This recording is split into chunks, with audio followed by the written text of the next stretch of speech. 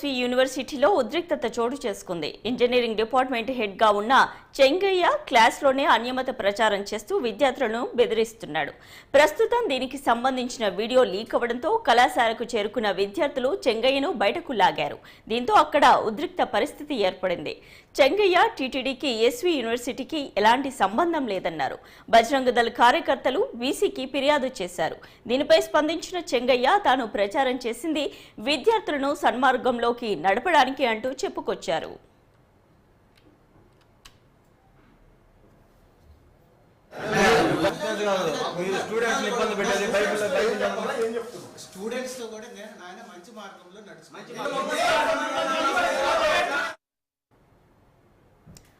తిరుపతి జిల్లా ఎస్వి యూనివర్సిటీలో ఉద్రిక్తత చోటు చేసుకుంది. దీనికి సంబంధించి మరిన్ని డీటెయిల్స్ మా ఏపీ బ్యూరో చీఫ్ కృష్ణ అందిస్తారు.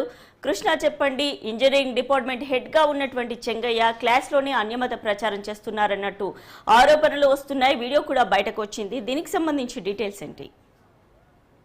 సుష్మా, ఏదైతే తిరుపతిలో ఉన్నటువంటి ఎస్వి యూనివర్సిటీలో ఉన్నటువంటి ఇంజనీరింగ్ డిపార్ట్మెంట్ హెడ్ ఎవరైతే ఉన్నారో చెంగయ్య, ఏదైతే క్లాస్ రూమ్ లో అన్యమతం ప్రచారం చేస్తున్నట్లు కూడా ఒక వీడియో అయితే సోషల్ మీడియాలో చక్కర్లు కొడుతుంది. ఈ నేపథ్యంలో ఏదైతే అతను అన్యమతం ప్రచారం చేస్తూ విద్యార్థులకి ఒక మతాన్ని మార్చే విధంగా కూడా చెంగయ్య కొన్ని మత బోధకుల్లాగా ప్రవర్తిస్తున్నాడు అని చెప్పేసి కూడా విద్యార్థి సంఘాలతో పాటు విద్యార్థులు పెద్ద ఎత్తున నినాదాలు చేస్తూ ఏదైతే ఎస్వి యూనివర్సిటీ ఒక వీసీకి ఇప్పటికే కంప్లైంట్ అయితే ఇవ్వటం అయితే మనం చూస్తాను. ఆ కంప్లైంట్ ఇచ్చిన అనంతరం ఇంజనీరింగ్ డిపార్ట్మెంట్ లో కూర్చున్నటువంటి చెంగయ్యని బయటికి లాగేసినటువంటి పరిస్థితి వల్ల పెద్ద ఎత్తున అక్కడ ఉద్రిక్త వాతావరణంతో నెలకొన్నట్లు చూస్తాను. దీనిపైన చెంగయ్య కూడా క్లియర్ గా వివరణ ఇస్తూ కూడా ఒకటే చెప్తున్నారు, నేను ఎట్టి పరిస్థితుల్లో కూడా అన్యమత ప్రచారం అయితే నేను ఎక్కడా చేయలేదు, కేవలం విద్యార్థులను సన్మార్గం వైపు నడిపించేలో దానిలో భాగంగా మాత్రం విద్యార్థులకు కొన్ని కొటేషన్స్ తో కూడుకున్న ఉదాహరణలు చెప్పాను తప్ప నేను ఎక్కడా అన్యమతం ప్రచారం చేయలేదు. పైగా ఎస్వి యూనివర్సిటీకి కానీ టీటీడీకి కానీ ఎటువంటి సంబంధం లేదు.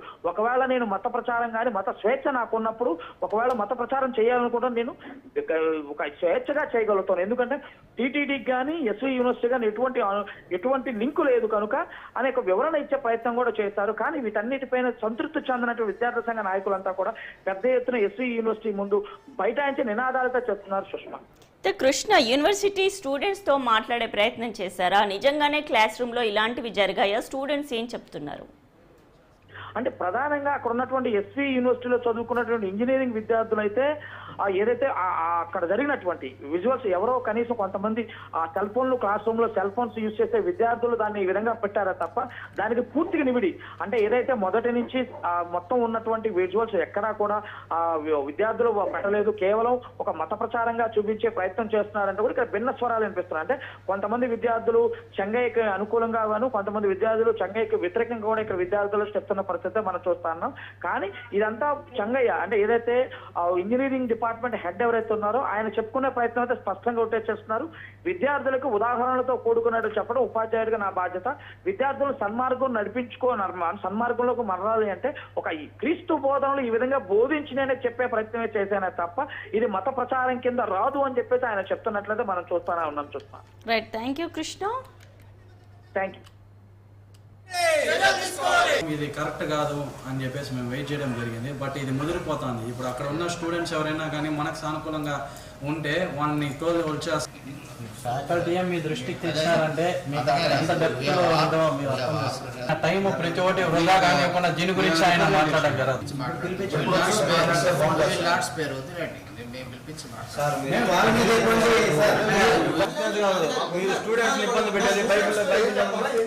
స్టూడెంట్స్ తో కూడా ఆయన మంచి మార్గంలో నడుచు